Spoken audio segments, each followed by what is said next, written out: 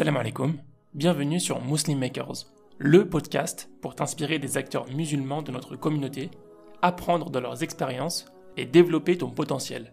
Quand j'étais en France, il n'y a pas cette culture-là, en fait, si tu fais des erreurs, on apprend, en fait, on débrief. Il y a des séminaires entiers qui s'appellent morbidité et mortalité des patients, où on étudie que les cas qui ne se sont pas bien passés, qui ne se sont pas passés comme il aurait fallu. Et les gens qui étaient impliqués dans ce cas-là présentent ce qui s'est passé, etc. Il y a des experts qui viennent et on en discute et on apprend tous ensemble. Ça devient une opportunité d'apprentissage et pas une opportunité pour casser, pointer du doigt. Tu peux suivre les dernières informations du podcast en t'abonnant à la newsletter, au compte Instagram Muslim Makers et en rejoignant le groupe Telegram. Tous les liens sont en description. Bonne écoute. Salam alaikum wa rahmatullah, Asma. Wa alaykoum salam. Comment vas-tu? Ça va, alhamdulillah. Votre matinale là, en Angleterre, il est assez tôt là, non? Oui, j'aime bien me lever tôt, donc c'était pas quelque chose que j'arrivais à faire avant, mais oui, là il est 7h45. Les matinales de manière générale? Oui, depuis que j'ai eu mon petit garçon, oui. Euh, je, Forcé. je- forcée, avant, j'avais déjà l'habitude de me lever tôt, surtout quand je travaillais à l'hôpital dans certaines unités qui commencent à 7 heures. Mhm. Mais c'était pas forcément quelque chose que je faisais quand je travaillais au laboratoire. Mais maintenant, j'aime bien me lever tôt. J'arrive au labo en général vers 6h15. J'aime bien commencer tôt. Cool, cool. C'est des bonnes habitudes. Alors, Mm, Asma, je suis très heureux de t'accueillir. C'est vrai qu'on a mis un peu de temps à se trouver un petit créneau, surtout avec la mhm. différence horaire, c'est pas évident. Mais alhamdoulilah, on a réussi. Ouais. Pour commencer, Asma, je vais te demander de nous faire une petite présentation, juste pour nous dire un peu qui tu es, d'où tu viens et ce que tu fais. Ok. Alors, je m'appelle Asma Soltani. Je suis pédiatre, neurologue, et j'habite à Cambridge, au Royaume-Uni, en Angleterre, qui est à peu près à 1 heure de Londres. J'ai donc grandi en France, dans le Val d'Oise, où j'ai fait mes études de médecine à Paris-Descartes. Et après la fac de médecine, j'ai décidé d'aller faire mon internat à l'étranger. Voilà. Cool. Tu n'as pas toujours vécu à Cambridge, comme tu le disais. On va revenir un petit peu sur ton parcours, Inch'Allah, pour essayer de comprendre Mhm. comment tu en es arrivé là. Est-ce que tu as toujours voulu travailler dans le médical? Quand j'étais plus petite, j'avais plusieurs choses que je voulais faire. Et je me souviens très bien de ce que je disais souvent aux gens. Je voulais faire trois choses. Je voulais être juge pour enfants. Je Mhm. voulais être médecin. Et j'ai été fascinée par l'épisode de Tintin qui allait sur la Lune. Et j'étais persuadée que c'était quelque Mhm. chose que je pouvais faire, tout en étant juge pour enfants, évidemment, et médecin. Donc, c'est vraiment les choses.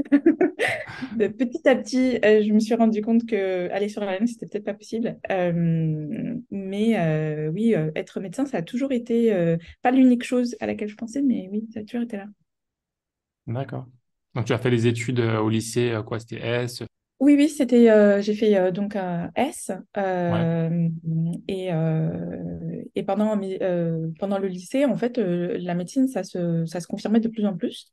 Ouais. Euh, J'hésitais avec une école prépa et peut-être faire une école d'ingénieur, mais, Ok. euh, mais ça me disait vraiment pas de travailler en fait pour une entreprise. Ça a toujours été quelque chose que je trouvais vraiment étrange. Hmm. Euh, donc Pourquoi? voilà, faire médecine, ça me... Pardon, pourquoi? Oui. Euh, ça me paraissait très bizarre de travailler pour vendre quelque chose. Ça n'était pas quelque chose qui m'attirait du tout.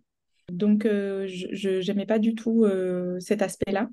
Mhm. Euh, J'avais une vision très étriquée, évidemment, mais euh, c'est vraiment une des choses qui m'a poussée plus vers la médecine. J'aimais aussi beaucoup l'éducation. J'ai toujours donné des cours particuliers, j'ai toujours aimé expliquer des choses. Hmm. Hmm. Euh, j'ai hésité un peu avec ça, mais finalement, j'ai postulé donc, pour la fac de médecine et voilà. Et du coup, j'ai fait mes études de médecine à Paris-Descartes. Mhm. Donc, et voilà, j'ai pas regretté, non. Dans ta famille, il y a d'autres médecins? Non, pas du tout. Euh, non, ma maman était institutrice et mon papa était garagiste. Donc, pas de médecin et même dans la famille un peu plus étendue. Des amis de la famille, oui, mais pas dans la famille immédiate. Hmm. C'est un peu la fierté quand on fait des études en médecine, non? C'est un peu un médecin, Oui, avocat, architecte, c'est dans le top 3, non? ouais. C'est très vrai. Je viens d'une fratrie de 6 enfants et je pense qu'on a coché quasiment toutes les cases. Donc, Ouais. mais c'est vrai que mes parents et surtout ma maman, ça a toujours été quelque chose de très très important pour eux, l'éducation. Donc voilà, entre la Hmm. médecine, pharmacie, ingénieur, avocat, voilà, c'est Ouais. Et qu'est-ce qui a fait que dans votre famille, tu penses que tu m'as dit que chez tes frères et sœurs aussi, c'est un peu le même style. Qu'est-ce qui a fait que, entre guillemets, vous avez réussi, enfin, vous avez atteint ce niveau d'études? C'est vraiment ce qui se passait à la maison, en fait. Ma Hmm. mère, elle avait une vision très claire, en fait. Elle voulait qu'on fasse des études et qu'on apprenne. Et pour elle, vraiment, ce qu'elle nous disait, c'était je veux pas que vous fassiez des études. Enfin, la raison pour laquelle je vous encourage à faire des études, c'est pas pour avoir un métier et Hmm. gagner des sous, parce que ça, c'est rizq, c'est Allah subhanahu wa ta'ala qui décide. Hmm. Mais c'est pour que vous compreniez les choses, c'est pour que vous soyez éduqués et que vous puissiez transmettre en fait cette éducation. Hmm. Euh, et du coup, ça a toujours été un peu pour ce but-là. Euh, donc, euh, donc voilà, et c'était très. Enfin, on avait toujours des devoirs supplémentaires. Ouais. Il y avait toujours Pendant l'été, voir. les livres Ouais. d'exercice pendant l'été, c'est ça? Ah oui, mais pas que pendant l'été, tous les jours. Ouais. Ouais, Inch'Allah. elle était très, très, très présente, très, très investie. Et Jazakallah khair, enfin, je la remercierai jamais assez parce que Ça quand fait on la est, différence. voilà, on comprend pas forcément, on est content de faire quelque chose auquel on arrive bien. Hmm. Donc, quand on est bon à l'école, c'est vrai que ben, c'est un peu un cercle vertueux. Hmm. Euh, mais on comprend pas forcément enfin, le but plus lointain. Et maintenant, oui, vraiment, c'est vraiment grâce à elle. Ouais. Alhamdoulilah. Donc, il y a sûrement un moment où tu es passé de, enfin, je fais ce qu'on me dit de faire, à apprendre, à avoir tes propres objectifs et à travailler pour toi-même. Enfin, à te mettre tes propres motivations, on va dire. C'est arrivé quand, ça? Ça, c'est arrivé quand j'étais au collège. Déjà, d'accord. J'étais au collège, ouais. J'ai vite compris. Alors, moi, j'étais dans un collège ZEP. Mhm. euh, et je comprenais déjà, en fait, qu'on était dans un collège qui n'était pas forcément le plus haut. Enfin, c'était quelque chose, voilà, qui était assez évident. Et moi, je savais que je voulais aller à l'université. Je savais déjà que je voulais soit faire prépa, soit médecine. Ah ouais. Donc, et j'ai aussi des professeurs qui ont, surtout mes professeurs de troisième, qui ont fait des dossiers à tout va pour que j'aille dans des lycées à Paris. Parce que, enfin, ils me disaient, non, mais vraiment, il faut que tu ailles dans un meilleur lycée. Et finalement, bon, ça n'a pas marché, mais j'étais dans un lycée qui était hors de mon secteur, notamment grâce aux lettres qu'ils ont faites, etc. Donc là, ça a encore plus renforcé cette motivation interne, en fait. Voilà, Mhm. de Mhm. dire, bah oui, en fait, il y a aussi des professeurs qui croient en moi, qui sont persuadés que je peux y arriver, parce que j'avais pas Mhm. forcément des modèles voilà, c'est ça ce que j'aimerais être. Finalement, c'était très flou, en fait, dans ma tête. C'était pas lié à une personne, en fait, à un, un modèle, un exemple que je connaissais. Et voilà, et après au lycée, ben, pareil, j'ai D'accord. continué vraiment à cette motivation. Trop bien. Ok. Donc, ensuite, tu arrives, donc tu sais que tu veux faire de la médecine. La médecine, c'est vaste.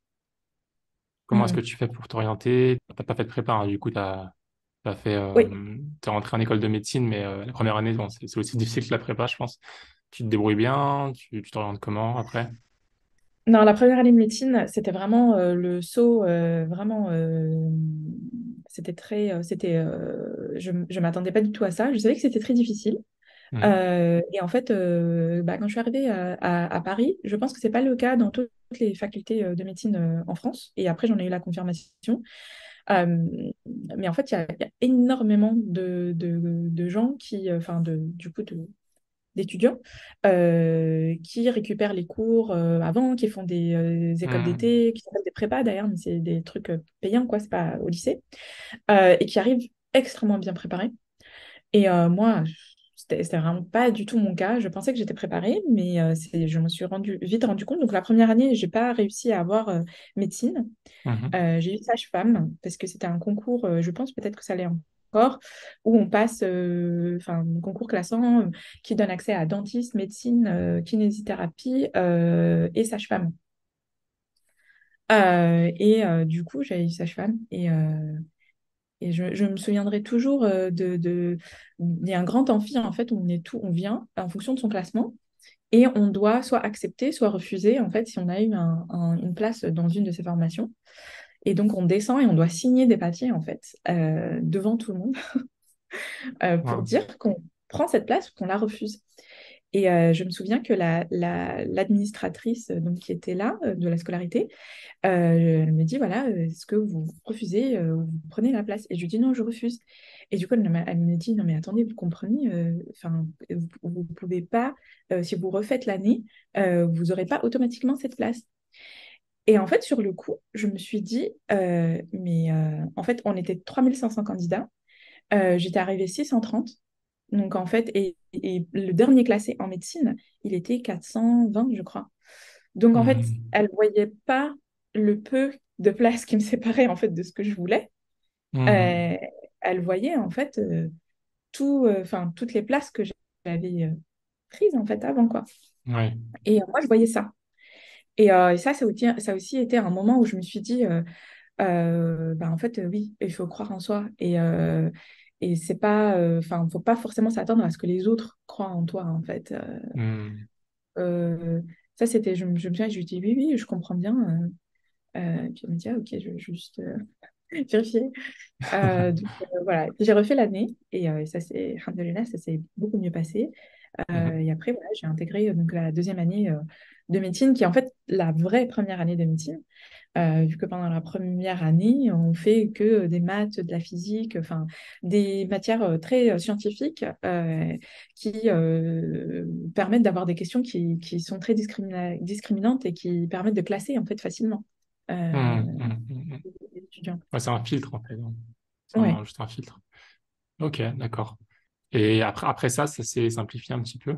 On dit souvent que c'est une des Bah, plus dures la première année. la deuxième année, c'était vraiment, après le stress de la première année et la quantité de travail en fait qu'il faut fournir dans un temps très restreint. C'est pas forcément Mhm. des notions qui sont très difficiles, mais c'est le temps en fait. C'est vraiment le temps. On a 3 mois pour ingurgiter énormément de choses. Enfin, ça s'appelle un semestre, mais en fait, on a juste 3 mois de cours. Mhm. Et après, très rapidement, c'est le concours quoi, en décembre. Donc, la première partie. La deuxième année, c'était beaucoup mieux. Et en deuxième année, en fait, je me suis mise à vraiment regretter en fait le temps que je passais à faire des sciences et à Mhm. me dire, en fait, j'aimais beaucoup la chimie, j'aimais beaucoup la biologie. La biologie, on en faisait beaucoup plus, qui était beaucoup plus centré sur le corps humain en fait. Donc, c'est là où j'ai commencé à me dire, enfin déjà en première année, j'avais entendu parler des parcours médecine-recherche et j'avais candidaté en fait pendant l'été, enfin juste après la première année. Et du coup, on a commencé du coup à avoir un peu des cours qui faisaient partie de cette formation. Et là, j'ai vraiment pas regretté parce que je me suis dit, ah bah, heureusement que j'ai fait ça parce que ça me permet de continuer à faire des maths, de la physique, de la Mhm. chimie. Ok.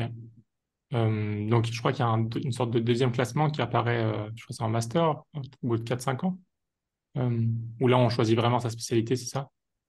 Alors oui, en fait, dans les études de médecine, donc on fait les 6 ans, en fait. Elles sont 6 ans. découpées en deux blocs. Mhm.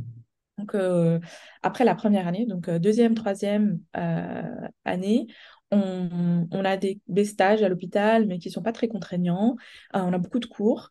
Et après, à partir de la quatrième année, on devient externe. Donc, on a en fait un contrat à mi-temps avec l'hôpital, donc le groupement d'hôpital qui est rattaché à l'université. Donc, pour moi, c'était la PHP, donc l'assistance publique des hôpitaux de Paris. Et on est affecté à différents services. Et tous les matins, en fait, on est à l'hôpital. On fait partie de l'équipe soignante. Et on est censé en fait apprendre un petit peu ben, toutes les, je dirais, les soft skills, entre guillemets, Hmm. nécessaires à devenir un médecin. Et Donc la l'après-midi, communication, l'empathie, comment communiquer avec un patient, tout ça. ouais, là, je souris un peu parce que je pense que c'est encore très déficient. Surtout, malheureusement, je pense en France, il y a, il y a beaucoup de médecins qui veulent ça. Nous, on avait une formation en fait de communication, une formation alors je me rappelle plus très bien, à l'éthique médicale, je crois.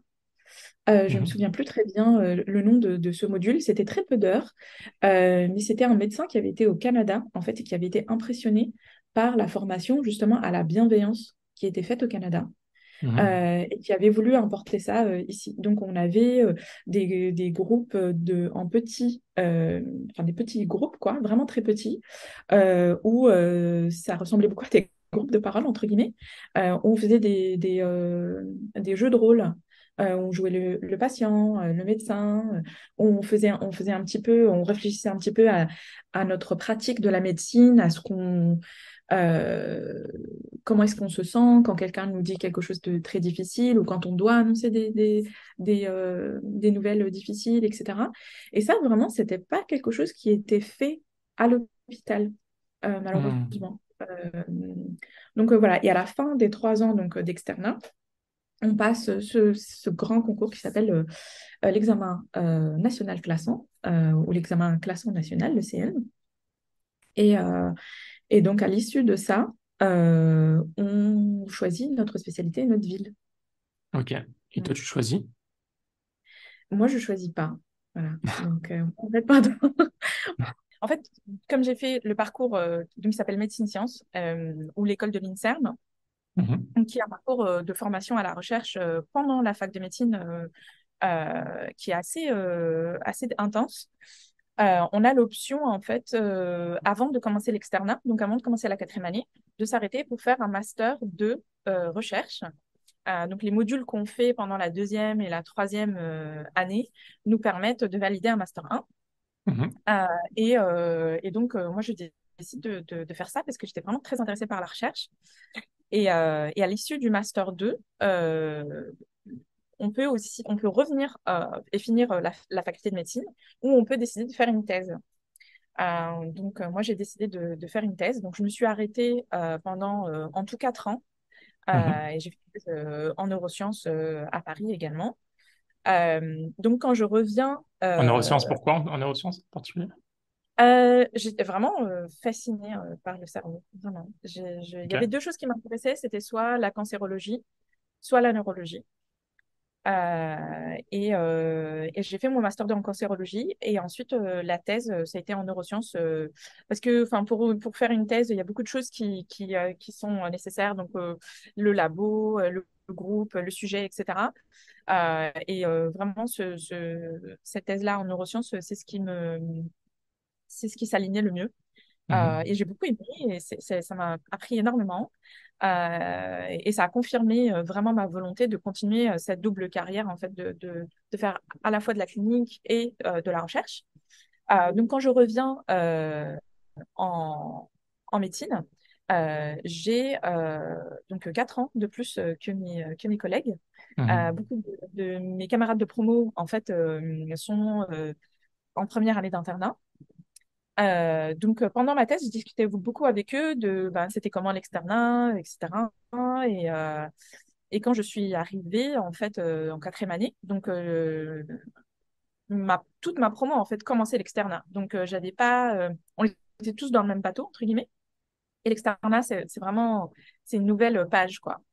Mhm. Et quelque chose qui m'a vraiment beaucoup déçue, c'était que il n'y avait pas du tout cette même. Enfin, la hiérarchie était très pesante à l'hôpital, vraiment. Mhm. Et une hiérarchie qui est nécessaire, dans beaucoup de cas, mais vraiment euh, confine parfois à l'abus de pouvoir, vraiment pour le dire vite. Ouais, ouais. Et ça, c'est vraiment quelque chose qui m'a vraiment déçue. Euh, et donc, j'ai commencé un petit peu à chercher ailleurs. Et je me suis Mhm. dit, c'est pas possible, on ne peut pas. Et notamment grâce à les cours qu'on avait à la faculté, et notamment ces cours de communication d'éthique, Ouais. euh, parce que du coup, on avait une liste de lecture, et c'était souvent des auteurs étrangers, médecins, mais étrangers. Et quand je lisais sur leur pratique médicale, je retrouvais pas du tout ça, en fait. Enfin, je ne vais pas mettre tous mes formateurs dans le même panier, mais il y avait quand même des, des, un système qui ne reflétait pas du tout ça, en fait, et des comportements que je voyais répétés dans plusieurs services par des gens très différents, de grades très différents à l'hôpital. Et du coup, je me suis dit, non, mais c'est pas possible, il doit y avoir un moyen de faire de la médecine autrement. Et aussi, quand je disais que j'essayais de pas trop dire que j'avais fait de la recherche, parce que je voulais pas vraiment être vue différemment. Et Mhm. surtout, j'avais pas fait de médecine en fait pendant 4 ans. Donc j'étais au même stade que les autres. Euh, mais quand je demandais conseil, donc à des chefs de service ou des médecins, on me disait mais c'est pas possible en fait de faire et de la recherche et de la médecine. Euh, tu vas pas y arriver. Donc voilà, il faut choisir. Euh, et, et encore une fois, moi quand je lisais en fait des articles scientifiques, il y avait souvent en fait des médecins dans les auteurs. Encore une fois, souvent à l'étranger. Et je me disais, Ouais, mais en fait, si, ça existe. Et en cherchant, j'ai trouvé qu'il y avait des formations, et il n'y avait pas de formation, il n'y avait pas de parcours internat recherche. ouais. Maintenant, ça se développe un petit peu. Il y a d'ailleurs un projet de loi, en fait, ou en tout cas, il y a des internes qui ont proposé un parcours comme ça. Euh, et en cherchant, bah, ça existait aux États-Unis, ça existait en Suisse, ça existait en Angleterre, ça existait un peu en Mhm. Belgique, ça existait dans plusieurs pays. Voilà. Donc, pendant ma quatrième, cinquième année de médecine, j'ai fait ces recherches-là et j'ai postulé en fait pour un poste d'internat en Angleterre. Donc, D'accord, quand j'ai passé un national classant, je savais que j'allais très probablement pas faire, voire vraiment pas faire mon internat en France. d'accord. Donc c'est possible de finir ses études de médecine à l'étranger, en Angleterre notamment. Oui, oui, c'est Ok, possible. C'est pas, c'est pas évident. Il n'y a pas de chemin tracé, mais c'est possible. Et je suis pas la seule à l'avoir fait. Mhm. Euh, donc voilà, faut se renseigner, il faut être armé de beaucoup de patience et de temps aussi. Voilà. Ouais. Et au niveau de l'anglais, tu as dû passer je sais pas, le TOEFL ou un des examens pour montrer tes compétences, j'imagine. Alors donc dans ces pays en fait, donc moi j'avais beaucoup regardé les États-Unis et l'Angleterre, euh, et en fait il y a l'équivalent de l'ordre des médecins, donc Mhm. l'organisme qui sanctionne en fait le euh, la pratique de la médecine.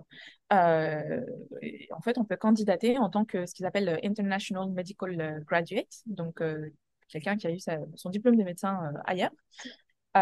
Et un des critères, c'est un examen d'anglais. Pour l'Angleterre, c'est pas le TOEFL, c'est le IELTS.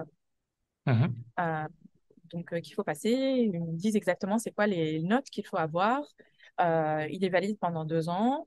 Et puis, l'autre chose qu'il faut avoir, c'est le diplôme en lui-même pour pouvoir soumettre sa candidature donc, auprès du General Medical Council, qui est l'équivalent de l'ordre des médecins en Angleterre. Ok. Donc tu leur envoies ton dossier et ils acceptent assez facilement. Non. Donc, en fait, j'envoie mon dossier, oui. Ensuite, ils te disent, leur site est très, très bien fait et il y a vraiment beaucoup d'informations dessus et ils répondent aux mails, etc. Ils sont très, très réactifs. Mais ils ont eu des cas de fraude, notamment, je pense, dans les années 70. Donc, en fait, ils vérifient, revérifient plusieurs fois les informations. Donc, c'était beaucoup d'aller-retour d'emails et la faculté, en fait, est forcément partie prenante. Donc, si on veut faire ce parcours-là, il faut vraiment avoir, entre guillemets, des alliés dans sa faculté et surtout dans la scolarité de sa faculté. Leur dire enfin, moi, je savais pas, mais en fait, j'envoyais des mails avec des documents qui étaient signés donc, par la scolarité de ma faculté. Et en fait, le GMC envoyait des mails à ma faculté directement pour leur dire est-ce que cette étudiante est bien étudiante dans votre faculté? Est-ce qu'elle a bien eu son diplôme, etc. Et j'ai su Hmm, qu'en fait, c'était des moyens pour eux de vérifier en fait la véracité des documents, des informations, je etc. vois. Donc, ça prend un peu de temps. D'accord. Donc, tu arrives à être admise, alhamdoulilah. Donc Alhamdoulilah. là, tu fais ton externat. D'ailleurs, la différence entre internat et externat, tu peux nous rappeler? Donc l'externat, ça fait partie de la faculté de médecine, en tout cas en France. Et donc c'est la quatrième, cinquième et sixième année où on est tous les matins à l'hôpital. On fait partie de l'équipe médicale. Mhm. Et ensuite l'internat, c'est là où on choisit sa spécialité et on est à l'hôpital à plein temps D'accord. euh, pour apprendre sa spécialité. En Angleterre, par exemple, l'externat, c'est 2 années qui sont après la faculté de médecine parce que ils passent beaucoup moins de temps en fait à être vraiment partie intégrante de l'équipe médicale pendant leurs études de médecine. Donc voilà. Et l'autre chose que j'ai dû faire, c'est trouver un poste parce que en France, Hmm. en fait, c'est un sorte de tunnel quoi. On fait la fac de médecine, on a une place. On ne sait pas dans quelle ville et dans quelle spécialité, ça dépend de notre classement au concours, mais on a une place d'internat qui nous attend. En Angleterre, c'est la même chose pour les étudiants qui ont fait leurs études en Angleterre, mais par contre, pour ceux qui viennent de l'étranger, il faut candidater, en fait. Il faut envoyer sa candidature à plusieurs postes. Et puis moi, j'étais intéressée par des postes d'internat recherche. Donc, j'ai postulé à quelques postes, dont un qui était situé à Londres, à Imperial College, qui était vraiment le poste que je voulais. Ouais. Euh, et donc, j'ai candidaté à celui-là. Je remplissais pas mal de conditions. Il fallait avoir une thèse, il fallait avoir fait de la recherche avant. Euh, voilà, donc je me suis dit, ben, ça va être très compétitif. Et alhamdoulilah, j'ai eu ce poste-là que je voulais. Donc, c'est allé Ok. très vite. Très bien. Donc, tu termines tes études là-bas. J'imagine que ça se passe bien. Euh, Oui, donc, tu finis par 2 années, en fait, au final. Il te reste que 2 ans à terminer avant de pouvoir exercer. il me restait un peu plus. En fait, Ouais. comme j'avais fait l'externat, donc on arrive, enfin, eux, l'équivalent de l'externat, ça s'appelle Foundation, et c'est Ok. 2 années. Mhm. Moi, comme j'avais fait l'externat en France, je suis arrivée à la deuxième année de Foundation. D'accord. À l'issue de cette année, ici en Angleterre, qu'ils choisissent leur spécialité et leur D'accord. ville. On peut candidater pour plusieurs spécialités. Mhm. Voilà, et donc j'ai candidaté pour pédiatrie. Je voulais faire de la neuropédiatrie. Euh, Hmm. donc voilà, et c'est là où j'ai candidaté notamment pour Cambridge, encore une fois pour un internat, pour continuer l'internat recherche. Et Mhm. alhamdoulilah, ça s'est bien passé. Donc j'ai fait suite à ça 3 ans Mhm. de pédiatrie. Hmm. Euh, et voilà, là j'ai fini mon internat, c'était en novembre 2020, j'ai envie de dire, ou 2021, je sais plus. Ouais. Ok. 2020. Et voilà. D'accord. Mais quand tu travaillais, tu étais rémunéré pendant ton Mhm. internat? Ouais. Oui, oui, oui. D'accord. Une rémunération qui est correcte par rapport à malheureusement la rémunération des internes en France, Mhm. euh, qui est à 1500 euros Wow. si on n'a pas de garde. Voilà. Après un bac plus 6 quand même, c'est ridicule. Euh, donc, une rémunération qui n'augmente pas alors que pendant les 4 ou 5 ans d'internat, donc qui sont après le bac plus 6, hein, donc on arrive à bac plus 10, où très souvent on est à moins de 2500 euros très facilement euh, Hmm. pour payer le loyer, etc. Et c'est des gens qui ont 35 ans. Donc, Wow. Alors qu'en c'est un- Angleterre, ça va être plutôt combien? en Angleterre, ça va être donc dès la première, le salaire augmente et il y a une différence entre internat de première année, de deuxième année, etc. Donc, c'est avec la seniorité. Mhm. Et j'étais payée à 2500, 2300, je pense, pounds Ouais. net pour ma D'accord. première année d'internat. Et après, ça augmente au fur et à mesure. Et ça, c'est sans les gardes. Ouais. Euh, D'accord. Donc si on c'est est... plus de 3 000, 3 500 euros voire Oui, plus, si ouais. on fait un service avec des gardes, oui. Ouais. Et c'est quand même beaucoup plus juste, je pense, par rapport Hmm. au nombre d'études, enfin d'années d'études et aussi aux responsabilités en fait qu'on a dans notre travail. Ouais. Ok, cool. Euh, Par rapport à ton parcours en tant que musulmane, donc là on a parlé de ton parcours vraiment purement académique, Mm. scolaire et professionnel jusqu'à maintenant. Souvent c'est un problème pour ceux qui portent le voile, celles qui portent le voile, pardon. Les études dans n'importe pas mal d'études, mais notamment les études de médecine et notamment quand on rentre on devient externe et interne. Ça t'a posé problème, toi? Est-ce que ça fait partie de ta prise de décision aussi de partir aussi? Et comment ça se passe aussi en Angleterre par rapport à ça? Alors, comment c'était à la faculté? Donc, on peut le porter à la faculté en France, Ouais. heureusement. Mm. Euh, à l'hôpital, non, puisque c'est un service public. C'était difficile de devoir l'enlever. J'avais pris cette décision de l'enlever pour pouvoir continuer mes études. Mais c'était vraiment quelque chose que je trouvais euh, très difficile et très difficile à comprendre, en fait. Mm. Euh, et ça, je pense que ça a joué un rôle, oui, dans ma décision de partir parce que je me voyais pas à 40 50 ans en tant que médecin installé. Enfin, moi, je voulais je continuais à faire de la recherche, donc je pouvais pas, c'était pas dans mes options de m'installer en ville où là, effectivement, dans son cabinet, on devient indépendant. Enfin, on n'est pas lié en fait à l'hôpital public. Euh, et on peut porter le voile ou n'importe quel signe religieux qui nous plaît. Mais pour moi, c'était l'hôpital public. Donc là, je me Mhm. suis dit, non, vraiment, j'aurais beaucoup, beaucoup de mal en fait avec ça. Et je voyais pas vraiment les mentalités potentiellement changer.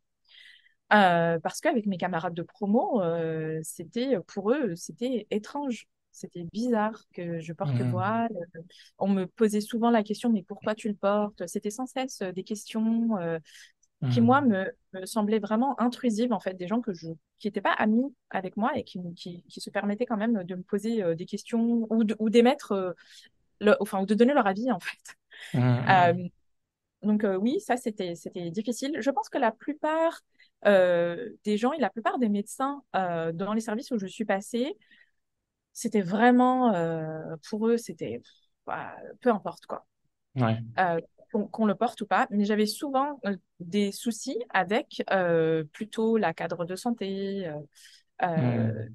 les infirmières, qui allaient dire, une fois, dans un service où je portais un bandana, en fait, euh, et ça posait pas de problème initialement. Et puis un jour, je me suis convoquée dans le bureau du chef de service qui m'a dit clairement, écoutez, moi, ça ne me dérange absolument pas. Par contre, vous restez ici pendant 3 mois.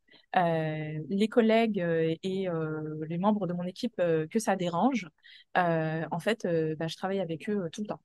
Donc, je ne vais pas rentrer dans un conflit avec mes collègues, mais sachez que, voilà, c'est... Et j'ai eu d'autres plus ou moins interactions comme ça. On m'a fait comprendre que c'était... Mais celui-là, c'est celui qui a été le plus clair, en fait. Ouais. Il a dit vraiment, Ouais. voilà, donc je vais vous demander de l'enlever et puis ça va vous faciliter la vie à vous aussi, en fait. Et je pense qu'il avait raison parce que, en fait, après, les gens, ils voient plus que ça. Mhm. Parce qu'on voit que ça, en fait. Par rapport à l'Angleterre, quand je suis arrivée ici, bah, c'est pas du tout un problème. C'est pas du tout vu comme ça. Ça fait 6 ans que j'habite ici et que je travaille ici.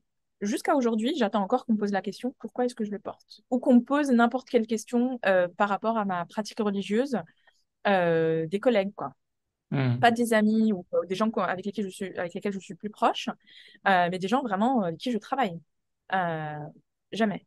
Euh, Au contraire, il y a plusieurs anecdotes qui m'ont montré qu'en fait, vraiment ici, on ne me voit pas d'abord comme une femme qui porte le voile, on me voit d'abord comme un médecin quand je suis à l'hôpital, comme un interne quand je suis avec mes collègues, comme une chercheuse quand je suis à l'hôpital. Et ensuite, oui, une des choses qui me caractérise, c'est que je suis une femme et que je porte le voile. mais c'est pas la première chose qu'on voit. On voit le point commun, en fait, qu'on a ensemble. Et ça change, mais vraiment drastiquement, le type d'interaction, le type de relation professionnelle qu'on peut avoir. Hum, hum. Tu me disais, il me semble, quand on se parlait au téléphone, il y avait une anecdote, je me souviens plus, c'était quoi? C'était dans un cours magistral. Oui, Euh, une femme ça, avec un c'était ma... niqab, c'est ça? Ouais. Ah bah, elle partait une rabaya. Ah, C'était d'ailleurs. en fait, c'était ma première année, donc j'étais à Imperial College, j'étais pas à Cambridge, mais c'était ma première expérience en fait de travailler à l'hôpital en Angleterre. Et donc, en tant qu'interne, on a des cours en fait régulièrement, une fois par semaine, qui sont organisés sur différents hôpitaux, mais à l'hôpital où j'étais. Et donc, il y a une représentante de la scolarité de la fac, donc, euh, qui nous envoie des mails pour nous donner le programme. Et donc là, je vois qu'elle s'appelle Asma, et je me dis, ah, tiens, c'est le même prénom que moi. Mais c'est tout. J'arrive pour assister au premier cours, et là, il y a une dame qui porte une abaya noire. Qui nous ouvre la porte, qui nous dit bon, allez-y, installez-vous, etc. Et là, je percute pas du tout que c'est elle, Asma, en fait, la représentante de la scolarité, en fait, la chef de la scolarité des internes qui sont dans cet hôpital-là. Donc, elle est à la tête d'une équipe, en fait. Et donc, je m'installe, et donc, elle fait les réglages, etc. Et puis, il y a le prof qui arrive pour nous donner le cours, et puis, il commence à discuter, etc. Et puis, elle commence à dire oui, bonjour à tous, je suis Asma de machin, etc. Et voilà, professeur tel qui va vous donner le cours aujourd'hui. Et puis, signez le registre ici pour que je puisse m'assurer que vous avez assisté au cours. Et là, mais moi, je suis. En fait, quand elle commence à parler, je me dis, oh, mais mince, c'est pas possible, ça va mal se passer, en fait. Le prof ne va pas bien se comporter avec elle, en fait, parce que en tant que musulmane, surtout en France, c'est peu de choses qui sont verbalisées, en fait. C'est beaucoup de choses qui sont de l'ordre du comportement, du regard, du ton, etc., qu'on emploie avec moi, Hum, de- qui est complètement injustifié, en fait. Donc voilà, en fait, je suis assise dans cet amphi et vraiment, c'est à ce moment-là que je me suis rendu compte que, en fait, il y a beaucoup de comportements, malheureusement, en fait, que j'ai intégré totalement, parce que je me dis, en fait, c'est pas possible, ça doit être sa première journée, personne lui a dit que c'était pas possible, en fait, de venir comme ça au travail. Vraiment. hum, Et, en fait, le professeur ne réagit pas du tout comme ça. hum, Ça se passe très bien, et je regarde autour de moi, et en fait, je peux voir sur les visages de mes collègues qu'il n'y a absolument aucun problème. Je me dis, alors, soit ils sont tous d'un stoïcisme, mais alors, c'est pas exprès, ils font semblant. énorme, soit en fait, j'ai un problème avec la manière dont je pense, en fait. Et, Hum, et du coup, là, je me suis dit, j'ai vraiment dû, en fait, déconstruire pas mal de choses, en fait, dans ma tête, que je pensais pas être là. Donc, c'est tout ça, en fait, ça nous affecte bien au-delà de ce qu'on pense, malheureusement. Donc, et après, alhamdoulilah, enfin, à l'hôpital, enfin, il y a des chefs de service qui portent le voile, il y a mais pas que ça, en fait. Il y a des chefs de service qui sont des femmes noires. Il y a des chefs de service qui sont handicapés, en fait. hum, Il y a toute cette diversité-là, en fait. Moi, je la voyais pas. Il y a des chefs de service en fait qui sont indiens, qui sont là, enfin dans leur poste grâce à leurs compétences et qui ont un accent à couper au couteau. Tu comprends très bien ce qu'ils veulent dire, mais j'ai assisté à plein de réunions où en fait vraiment oui ils ont un accent et c'est quelque chose qui aurait été inacceptable en France. Les gens auraient haussé les sourcils, auraient fait des remarques, etc. Là, c'est pas du tout, c'est un non-sujet. C'est vraiment un non-sujet. hum. On est là pour parler de patients, pour faire notre travail correctement. Et du moment qu'on se comprend, pas de problème. Ouais. Donc ça, c'est au niveau en tant que musulmane, comment tu l'as ressenti. Et Mhm. en tant que étudiante, juste étudiante, Oui. est-ce qu'il y avait des différences? Oui, il y a beaucoup de différences dans la manière dont le curriculum même est pensé. Donc, Mhm. il faut savoir qu'en Angleterre, c'était, je pense, au début des années 2000, où il y a une grande refonte en fait de l'internat en Angleterre. euh, où il y a beaucoup de choses qui ont changé, parce qu'il y avait enfin, il y a des rapports d'évaluation qui sont faits très régulièrement. C'est quelque chose qui n'est pas vraiment très intégré dans la culture française. Mais ici, les choses, en fait, cette culture de l'audit euh, est très, très ancrée.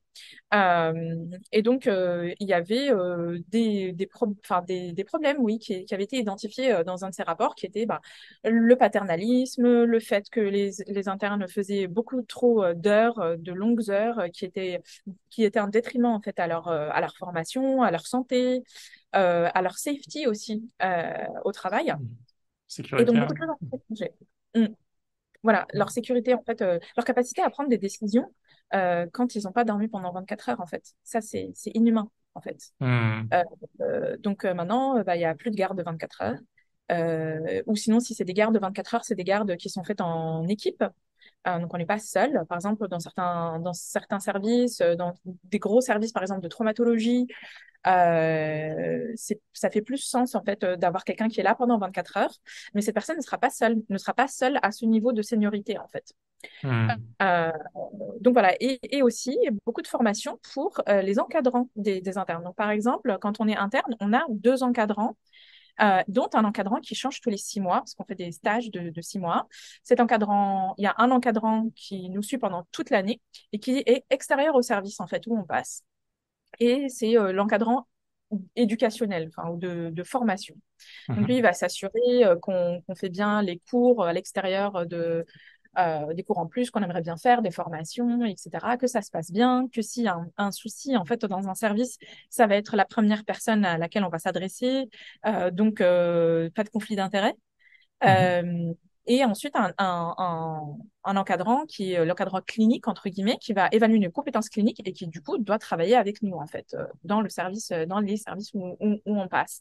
Il y a un chemin très clair enfin, comment dire, de reporting, de De... signalement, Ouais. si quelque chose ne se passe pas bien, euh, etc. Donc, le système est là pour protéger aussi, enfin protéger tout le monde, en fait, c'est pas que les internes, mais essentiellement les gens qui sont en position un peu plus vulnérable. Mhm. Et effectivement, quand on est étudiant, bah, on est dans une position vulnérable. En fait, on dépend des gens qui vont nous former, du fait qu'ils soient juste avec nous, qu'ils nous apprennent ce qu'on doit apprendre, etc. La bienveillance. Ça, c'est quelque chose que je retrouve tous les jours, en fait, dans la grande majorité des services où je passe, où c'est le Mhm. standard. C'est-à-dire que les gens sont tous différents. Il y a des gens qui sont plus ou moins enclins à être sociables, etc. Et on ne demande pas à tout le monde d'être pareil, en fait. Mais il y a un Hmm. certain standard minimum, en fait, à acquérir. Euh, et même de manière très pragmatique, les gens n'apprennent pas bien sous stress, en fait. Quand on est Hmm. stressé, quand on a peur de faire des erreurs parce qu'on va nous sanctionner parce qu'on fait des erreurs, alors que le, le, le sens même de l'apprentissage, c'est de faire des erreurs, en fait. On n'apprend pas bien si on fait des erreurs, si on fait pas d'erreurs, en fait. Ouais. Ouais. C'est, c'est, si j'ai un étudiant qui ne fait pas d'erreurs, je me dis, bon, soit en fait il me cache ses erreurs et du coup il ne peut pas apprendre pleinement de ces erreurs-là, et là Hmm. ça me fait vraiment peur, Ouais. soit en fait cette personne-là, elle n'est pas au bon niveau de formation. Il y a toujours un problème si Ouais. on voit quelqu'un qui ne fait pas d'erreurs. Donc les erreurs en fait font partie intégrante du processus d'apprentissage et ça ne doit pas être une source de stress. Quand j'étais externe et quand je voyais les internes aussi, quand j'étais en France, Mhm. euh, pas cette culture-là, en fait, de bah, si tu fais des erreurs, on apprend, en fait, on débrief. Ouais. Il y a des séminaires entiers qui s'appellent morbidité et mortalité des patients, où on étudie que les cas qui ne se sont pas bien passés, qui ne se sont pas passés comme il aurait fallu. Hmm. Et les gens qui étaient impliqués dans ce cas-là présentent ce qui s'est passé, etc. Il y a des experts qui viennent et on en discute et on apprend tous ensemble. Ça devient une opportunité d'apprentissage et Hmm. pas une opportunité pour casser, pointer Ouais. du doigt, etc. Donc ça, c'est une grosse, grosse différence. Et ça se passe parce qu'il y a un système qui est exactement pensé pour que ça se passe ainsi, en Angleterre en tout cas, et pareil aux États-Unis. D'accord. Et j'espère que ça va devenir plus, enfin, beaucoup plus le cas en France, vraiment. Tu me donnais aussi l'exemple quand on se parlait au téléphone enfin, le premier décès en fait qu'on voit en tant qu'élève, la différence de prise en Ouais. charge en France versus en Angleterre. Qu'en France, il n'y avait pas grand-chose. C'était voilà, ça se Ouais. passe et puis au suivant, enfin, voilà, on passe à la suite. Ouais, c'est vraiment, c'est une manière de penser, en fait. C'est vraiment, je ne pense pas que les médecins, moi j'étais en réanimation médicale pendant mon premier stage d'externat. Donc, c'est un service où il y a énormément de décès parce que les En patients France, sont ouais. en France, ouais, Ouais. dans un état très critique. Donc, c'est pas une surprise. Hmm. C'est pas un service où, donc, les décès, en fait, donc, arrivent souvent, plus souvent que dans d'autres services. Le premier décès d'un patient, du coup, que j'ai connu, qui est vivant, hein, et c'était vraiment, c'était très choquant. Et malgré qu'on s'y attendait, etc., mais c'est toujours difficile, en fait. Il y avait eu zéro débrief. On est juste, voilà, au staff d'après. On a dit, bon, bah, tel patient est décédé, il y a tel autre patient qui va arriver dans cette chambre-là. Voilà, Robotique. Ouais. ouais, pas Hmm. rien du tout. Et c'était vraiment très difficile. En Angleterre, enfin, ça se passe pas comme ça. Je pense pas que ça doit se passer comme ça euh, dans n'importe quel service. Il y a des gens, il y a des étudiants, peut-être dont c'est la première fois en fait qu'ils assistent à un décès. Hmm. Euh, donc et voilà de vraiment de pouvoir parce que c'est important pour devenir un médecin aussi comment dire qui sait parer en fait à ce genre de choses. Juste le mettre sous le tapis, l'ignorer, etc., ça ressort forcément à un moment ou à un autre. Hmm. C'est jamais bon, en fait, des événements comme ça, traumatiques, juste de les ignorer. Hmm. Ça Mais ne pas, c'est c'est-à-dire pas même, anodin. voilà, même d'une manière pragmatique, je ne pense pas qu'on forme de bons médecins. Non, souvent, je pense que les médecins qui sont dans ces services-là, ils sont très habitués et se disent, bon, bah, c'est comme ça que nous, on a été formés, personne n'en est mort, entre guillemets. Mais en fait, peut-être qu'on peut faire les choses mieux. Peut-être qu'on peut être de bien meilleurs médecins si on n'ignorait pas ça. Et j'en suis convaincue. Et Hmm. convaincue aussi parce qu'en fait, il y a des articles, il y a de la recherche en fait qui est faite à propos de ces choses-là. Euh, donc, je pense que c'est pas une bonne chose, non. Ok. Ok, bah écoute, merci pour cette comparaison. Est-ce que tu as un conseil si il y a des étudiants ou des étudiantes en France, je pense que tu dois recevoir pas mal de sollicitations, hein, qui, qui veulent soit poursuivre leurs études voilà, en Angleterre ou à l'étranger, ou bien ouais, commencer juste après le bac. Enfin, quelle est la meilleure méthode selon toi et comment faire? Alors, il y a quand même beaucoup de choses qui sont très bien dans l'éducation en France, et notamment une vision en fait de l'éducation supérieure qui est vue comme un droit en fait, presque comme un droit fondamental. Hmm. Et c'est ce qui sous-tend en fait la gratuité, par exemple des études de médecine, ce qui n'est pas le cas en Angleterre. L'éducation supérieure est vue comme un business. Donc, les étudiants payent et payent très cher, en fait, pour pouvoir faire leurs études de médecine. Encore plus aux États-Unis, les gens s'endettent à vie, en fait. Euh, donc, c'est quelque chose à considérer, en fait, si on a envie de faire ses études de médecine à l'étranger. Mhm. Euh, Ensuite, si on veut finir ses études à l'étranger, on ne peut pas transférer, enfin en tout cas avec l'accord de Bologne en Europe, qui est quand même, enfin qui est encore en vigueur malgré le Brexit, on ne peut pas finir ses études de médecine dans une autre université européenne si on l'a commencé quelque part en Europe. Donc, Mhm. si on la commence en France, il faut finir en fait. Parce que moi, j'avais essayé de transférer en fait quand j'étais en quatrième année ailleurs, et c'est ce qu'on m'avait dit en fait. Et effectivement, c'est légalement, c'est pas possible. Quand on est interne, il faut commencer. Enfin, si on commence à y réfléchir, c'est jamais trop tard. On peut même continuer ses études en cours d'internat à l'étranger. Mais ça Mhm. demande du temps. Ça demande beaucoup d'investissement pour lire toutes les informations qui sont là, envoyer des mails, faire la candidature, s'assurer des deadlines. Il faut investir un petit peu d'argent aussi, bah, par exemple, ne serait-ce que pour payer le IELTS, qui coûtait, je pense, à peu près 200 euros quand moi je l'ai passé. Mhm. Faire traduire et certifier ces documents par des personnes assermentées. Donc, ça aussi, ça coûte de l'argent. Euh, Et du coup, c'est pas forcément facile et il faut vraiment savoir pourquoi on le fait parce qu'on peut être découragé en fait en cours de route. Et voilà, moi je suis toujours très contente de partager mon expérience, de partager mes conseils. Donc voilà, et contacter des gens qui l'ont fait en fait parce qu'il y a des petites subtilités qui sont Hmm. pas forcément quelque part quoi. Ouais, Voilà. d'accord. Ok, écoute, bah, tu es la preuve que c'est possible de le faire. Et est-ce que c'est possible aussi de devenir médecin après ses études, devenir médecin en Angleterre après ses études? Est-ce qu'il y a des passerelles possibles? Ou il faut passer des diplômes, un diplôme pour l'équivalence? Il faut repasser en fait ce qu'ils appellent ici les board exams. Donc, c'est les examens du collège de spécialité. Euh, Collège, les examens- université, hein. ouais, collège universitaire. Donc, par exemple, le Royal College of Pediatrics, où il faut Hmm. passer quatre différents examens. Euh, mais c'est possible et en général, il faut faire quelques années, quelques années, je dirais peut-être juste un an pour s'habituer un petit peu au système. Ils vont pas embaucher quelqu'un qui n'a jamais travaillé dans le NHS, en fait. Hmm. Directement en tant que médecin. Une grosse différence aussi, c'est la médecine de ville en Angleterre est organisée de manière très différente en France. Il n'y a pas de secteur 2. Il n'y a pas de spécialistes, en fait, en ville. Il y a le privé, donc les Mhm. cliniques privées où il peut y avoir des spécialistes, où du coup, là, on paye beaucoup plus cher qu'en France en général. Ouais, Mais toutes les spécialités, mis à part la médecine générale, sont à l'hôpital.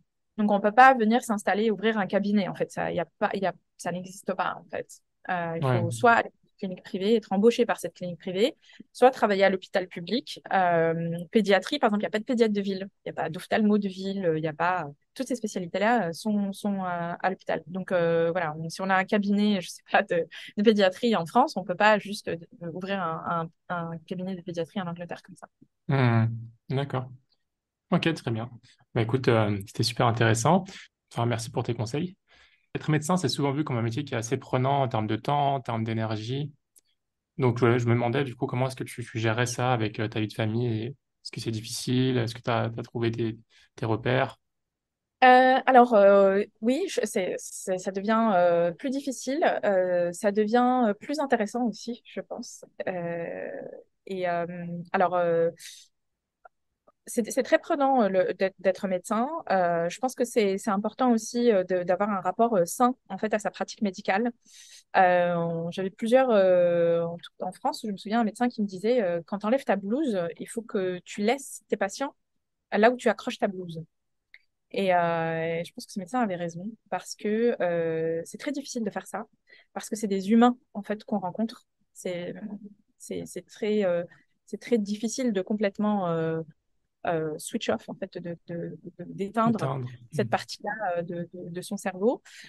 Mais c'est important de le refaire pour se ressourcer et revenir le lendemain ou la nuit d'après vraiment en forme. Donc ça, c'est qu'on ait des enfants, une famille ou pas. Et ça devient encore plus important quand on a des enfants et que en fait nos responsabilités envers nos enfants demandent à ce qu'on fasse encore plus d'espace dans notre cerveau et dans notre temps pour ça. Hmm. Euh, il y a d'autres choses aussi qui ont facilité ça ici. Donc moi, j'ai pas de famille proche ici et la famille de mon mari, ils habitent à 400 kilomètres d'ici. Donc, on Hmm. n'a pas vraiment des gens. Enfin, on a de la famille un peu qui habite à Londres, une de mes belles-sœurs, mais donc personne d'immédiat en fait qui pourrait nous Ouais. aider avec la garde de mon fils, etc. Donc, ça a été en fait vraiment une organisation. Ça commence vraiment dans la manière dont le partenariat est établi au sein du couple déjà.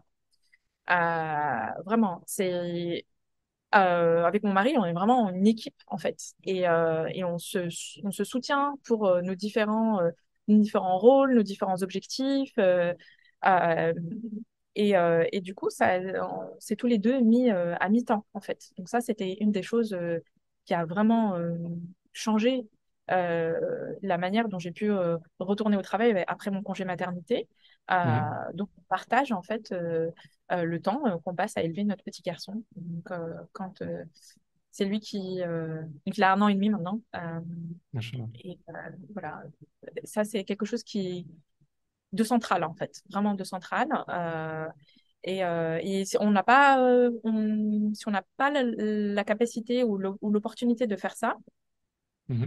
c'est vraiment s'entourer en fait de d'autres personnes qui ont des enfants Mhm. pour pouvoir se soutenir et pas se sentir seul parce que vraiment des fois ça peut surtout quand on n'est pas en tant qu'expatrié quand on n'est pas proche de sa famille ça peut être difficile en fait. Donc voilà. Ouais, d'accord. Tu as dit que vous étiez tous les deux à mi-temps, c'est ça? Lui aussi, du coup? Mhm. D'accord, Ouais. intéressant. Il est, Intéressant. il est, il est chercheur à l'université également. Mhm. Euh, et voilà, c'était pas, enfin, c'était assez naturel en fait. Mhm. Donc, on voulait pas mettre mon petit garçon à la crèche en fait tôt. Après, alhamdoulilah, il y a beaucoup de choses qui rentrent en ligne de compte, hein. Le genre de travail qu'on a, Ouais. la situation financière qu'on a, mais tout d'abord, la vision qu'on a, en fait. Mon mari, il ne m'aide pas. Et les parents autant que moi, en fait. Donc, Mhm. Mhm. quand on parle de la responsabilité qu'on a pour élever notre garçon, c'est pas, il n'est pas, comment dire, un adjoint, entre guillemets. Un Il support. est partie prenante, voilà, à 100%, en fait. Donc, et aussi, quand je dis la vision, c'est aussi la vision du temps. Et je pense que c'est important quand l'importance qu'on accorde à son temps, d'accorder cette même importance au temps de son époux ou de son Mhm. époux. Euh, Si on estime que son temps est très précieux, ben, en fait, on doit accorder cette même valeur au temps de son époux, en fait, de la personne qui partage notre vie. Et quand on fait quand on a cette vision-là, en fait, il y a beaucoup de choses qui coulent de source. Mhm. Donc voilà, je pense que ça c'est une des choses, alhamdoulilah, dont je suis très contente et ça marche bien. Ça reste très Alhamdoulilah. difficile, hein. Non, c'est Alhamdoulilah. pas, c'est pas évident, hein. Non, Mais c'est beaucoup plus simple quand c'est un travail d'équipe, comme tu dis. c'est Euh, vrai, oui. ok, bah cool. On arrive vers la fin du podcast là, donc je vais finir par quelques petites questions Oui. que je pose habituellement. Quelle est la compétence ou quelles sont les compétences qui sont pour toi les plus utiles au travail ou dans la vie de tous les jours? Alors déjà, vraiment le sens de son travail, le sens de son temps, en fait. À quoi est-ce qu'on passe son temps et quel sens ça a. Donc, Tu veux dire pour moi, comprendre le sens de son travail. Hmm. comprendre le sens de son travail, pourquoi est-ce qu'on le fait. Hmm. Alhamdoulilah, pour moi, c'est vraiment euh, c'est un moyen pour moi de servir Allah subhanahu wa ta'ala et ce vers quoi il nous exhorte. Donc, Hmm.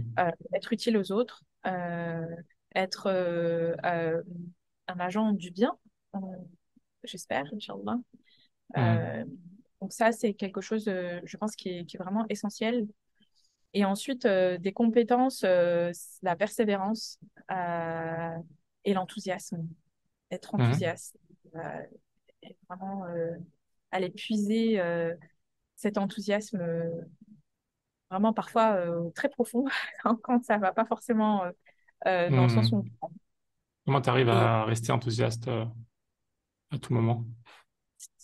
je suis pas à tout moment mais alhamdoulilah j'essaye enfin je lis déjà beaucoup de livres qui sont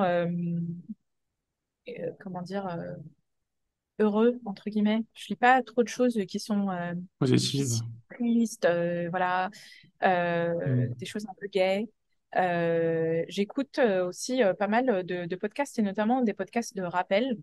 Euh, le lien aussi au Coran, ça je pense que c'est important parce que Hmm. subhanallah, dans le Coran, en fait, il y a énormément de références sur les épreuves, qu'est-ce que ça veut dire, encore une fois, ce retour au sens là et comment est-ce qu'on se comporte en fait face aux épreuves. Mhm. Et du coup, ça me permet de me dire, ben, en fait, l'épreuve, c'est pas l'anomalie. L'épreuve, en fait, ça fait juste partie de la vie. Mhm. Euh, et voilà, ça me permet de me dire, bon, ok, ça va passer, ça va mieux se passer. Euh, Demander à Allah subhanahu wa ta'ala de m'aider, de me guider. Souvent, je fais ce doigt de demander à Allah subhanahu wa ta'ala de m'ouvrir les yeux, vraiment. Mhm. Il y a, il y a toujours quelque chose, en fait, qui peut nous aider. Et Mhm. parfois, c'est juste s'en rendre compte, ouvrir les yeux là-dessus. Donc, Mhm. voilà, c'est vraiment les qualités que j'essaye d'acquérir. Voilà. Super. Quelle est la chose que tu préfères dans ton travail? Mes patients, enfin, les patients, pas forcément les miens, mais à me dire qu'on a un lien un peu privilégié Mhm. euh, et les voir enfin, évoluer et se sentir mieux. Et surtout, bah, c'est des enfants, donc parfois ça peut être très difficile, mais ils sont aussi plein de ressources, en fait, Mhm. plein d'énergie, plein de vie. Euh, et ouais, ça c'est vraiment. Et la deuxième chose qui me plaît dans mon travail, c'est vraiment le long terme. C'est de Mhm. revoir en fait des patients ou de suivre des patients pendant assez longtemps et de Oui. voir comment est-ce qu'ils évoluent. Ouais. La pédiatrie, c'est jusqu'à quel âge déjà? Jusqu'à 16 ans, 17 ans 16 ans. pour les Ah, enfants. quand même. Ouais. 17 ou 18 D'accord. ans pour les enfants qui ont des handicaps. Euh, Mhm. et notamment en neurologie, il y a beaucoup de neuro-handicaps. Donc, je vois jusqu'à 18 ans. Bah, moi, ma sous-spécialité, c'est les troubles du développement très tôt. Donc, j'ai Mhm. tendance à voir beaucoup d'enfants prématurés, d'enfants qui ont jusqu'à ouais, peut-être 11 ans. Après ça, c'est plus rare que j'ai des patients parce qu'ils sont suivis ensuite par des spécialistes qui sont des neurodisability, donc neurohandicap, qui est une Mhm. spécialité qui et pas forcément par le neurologue. Euh, voilà. Donc, et puis dans la Ok. recherche, ça, c'est mon autre casquette, c'est le challenge la, Mhm. et l'opportunité de comprendre comment est-ce que ça marche. D'accord. Est-ce que tu as des routines dans ta vie de tous les jours que tu suis tous les jours, toutes les semaines ou régulièrement? Oui, j'ai j'ai toujours voulu me lever tôt. Et Ouais. alhamdoulilah, c'est tout ce que j'ai réussi à faire maintenant.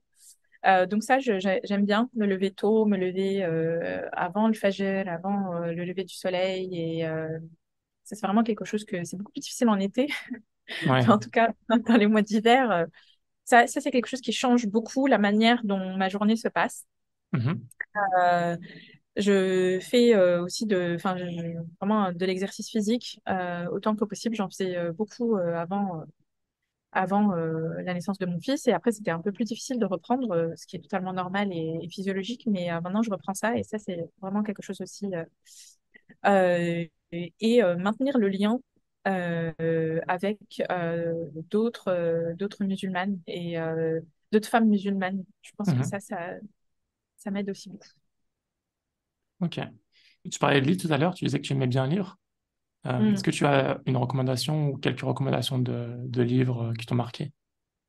Ouais, alors un livre qui m'a marqué, c'est de Martin Winkler, qui est un médecin qui a fait ses études en France et qui ensuite est parti à l'étranger, je pense en Belgique, au Canada, qui a Mhm. écrit Les Brutes en blanc, qui est vraiment une petite autopsie de pourquoi est-ce que le système de médecine en France peut parfois être maltraitant. Le système. Mhm. D'accord. Euh, c'est une lecture difficile, mais que j'ai trouvé très intéressante. Et puis, il a d'autres livres qui sont vraiment super. Je mettrai ça en description, Inch'Allah. Ouais. Super. Bah écoute, on a terminé, Asma. Non, on n'a pas terminé, il reste une question, pardon. Oui. Comment faire pour, comment faire pour te suivre ou te contacter s'il y a un auditeur ou une auditrice a une question, un étudiant, une étudiante, voilà, ou Le n'importe qui plus, le, d'autre. ouais, le plus simple, moi, vraiment, je suis toujours très contente de pouvoir partager un peu mon expérience et surtout Si ça peut faciliter la vie et le chemin d'autres, vraiment avec plaisir. Le plus simple, c'est sur mon LinkedIn. Je ne suis pas vraiment active sur d'autres réseaux sociaux. Mhm. Euh, D'accord. je regarde mon LinkedIn régulièrement. Super. Bah, écoute, je mettrai tous les liens en description. Asma, c'était très, très agréable de discuter avec toi. J'ai appris pas mal de choses sur le cursus médical, qui n'est pas du tout le mien. Mais machallah, du coup, ton parcours, je pense qu'il va en inspirer plus d'un. Puis, c'est vrai qu'on a souvent enfin, même moi, il y a des personnes qui me contactent. Je travaille à Singapour, de savoir comment faire pour s'expatrier, pour étudier, faire un stage, par exemple, ou partir quelques années, tout ça. Et c'est vrai de voir que des gens de la communauté enfin, partent, ça, pas mal de gens se disent que c'est pas possible, en fait. C'est trop compliqué, ça demande soit trop d'énergie, c'est pas pour nous, facilite un petit peu. Et le fait de voir des personnes qui le font, je pense que ça un motive. Donc, ceux qui ont l'opportunité d'avoir une expérience comme ça à l'étranger, il faut pas hésiter. Je pense que ça Ouais. apporte beaucoup au moins de passer un petit moment, même ne serait-ce qu'un petit stage à l'étranger, ça ouvre les yeux. Le monde est grand. Ouais. Donc voilà, je sais pas si tu as quelque chose à rajouter en conclusion. Barakallahu fik pour cette opportunité vraiment et pour ton podcast parce que vraiment ça fait partie un peu de mes routines maintenant d'écouter le podcast et notamment la partie sur vivre la révélation que je trouve vraiment extrêmement bien faite. Euh, Barakallahu fik, merci de m'avoir donné l'opportunité un peu de partager ce que je fais. Et je pense que si je peux inspirer, entre guillemets, je pense que c'est déjà un très grand mot, mais en tout cas, montrer que c'est totalement possible. Et puis, si on n'est pas très bien là où on est, comme tu dis, le monde est grand. Donc, bismillah.